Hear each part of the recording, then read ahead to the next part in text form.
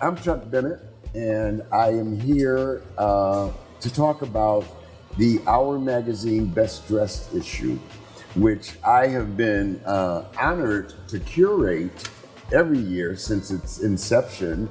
I guess about 14 years ago, maybe even more. I'm not exactly sure. But this year is very, very exciting.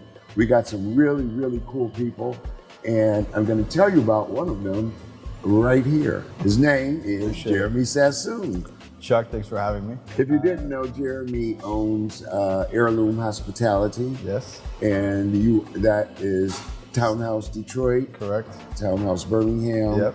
Prime and proper where we are today. Yep. Soon to be Sasson in Midtown. Happy to be here, and it's amazing to kind of talk threads. I look at fashion similar to I look at my own business.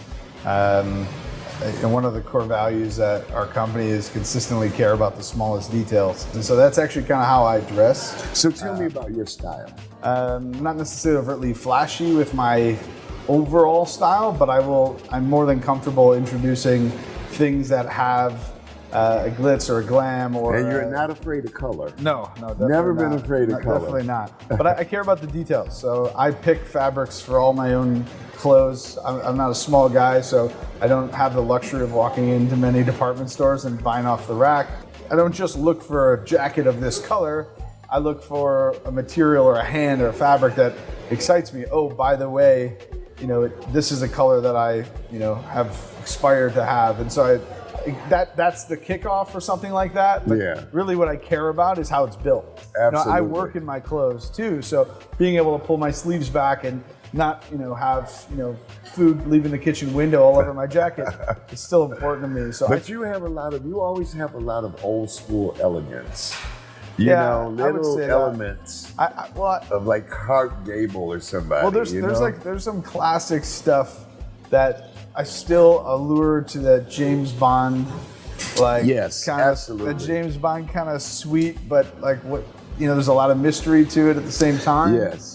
But at the same time, I also still like new age fashion also, and I like, to me, dressing up is a ruleless experience. We live in a very kind of structured, ruled world at many points in our life, and so I look at fashion as it's the one thing that has clearly no rules. Yes. So I let yourself kind of enjoy that. So how has the COVID pandemic affected the way you dress? The landscape requires me to even be closer to the front lines of my business, and in my space and store. I don't walk into these restaurants not ready to equal the charm and candor and attention to detail that I expect from the store, from my own fashion. So on some fronts, I'm probably dressing up more now, which is not like people, I think, in this COVID situation narrative, because they don't find a reason to. But for me, going to work in these spaces, which is not an office job that requires a suit and tie, I would say that I'm also enjoying the things that I didn't get to wear as often also. Well, it's interesting. So I use as much free time that I found in this to be in the gym. So when you feel good in what you wear, what's the point of not wearing it? So some stuff that I had tucked away and stopped wearing for a while, found that were fitting me again. And I'm like, man, I never got to wear this stuff enough. So, you've had a lot of your clothes made, right? I would say 90% of my more formal clothing is all made. So do you have things in your closet that you've never worn that have been there for longer than 2 weeks? I mean, I've made plenty of jackets that I've made for specific occasions, and I haven't found as ridiculous of an occasion to wear that jacket again. I have a large section of that obligatory this is almost your wedding jacket, but it's not your wedding jacket. But if you wore it again, it'd be like, are you wearing your wedding jacket? Speaking of your wedding jacket, you were very, very elegant that day, as was your wife. But I mean, your attire, you had a white dinner jacket, right? Yeah. With black accessories. Yes. Help me out here. So I had an ivory/white jacket made with, and if my memory serves me correctly, it was black pinstriping or black reveal along the boundaries of the lapels. We did, I ended up having to make 3 shirts because I went through every 2 hours. I needed to swap out a new one. It was a hot summer night in an enclosed tent. And by the end of the night, I had no shirt. That suit was a suit that I had made. And an interesting story about that jacket, and the guy that made it for me, I'm sure he's watching, but that jacket arrived 2 hours before my photos that day.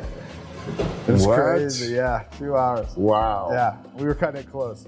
Where did this knack for,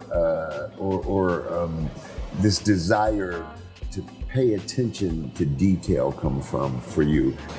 I don't think I had that one aha moment, but so you mentioned Sauce. That name is actually a childhood nickname of mine.